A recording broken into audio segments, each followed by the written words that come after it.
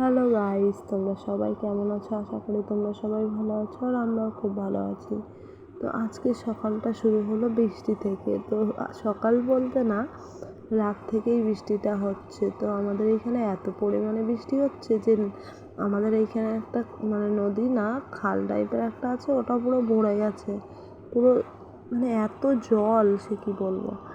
এত বৃষ্টি হলে রাস্তায় জল উঠে আসবে। আর আমার জায়ের ছেলে ওইখানে এসেছিলো, ওকে আমি বলছিলাম যে আমাদের কলপাড়ের সামনে একটা খানা আছে, খানাটা পুরো জলে ভরে গেছে।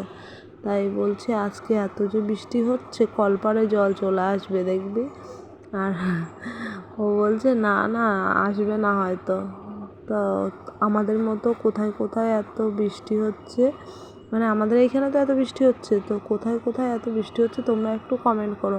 আর পুরো ভিডিওটা দেখে তোমাদের যদি ভালো লেগে থাকে তাহলে ভালোবাসা দিও। আর ফেসবুকে শুনেছি ভালোবাসা দিলে ভালোবাসা পাওয়া যায়।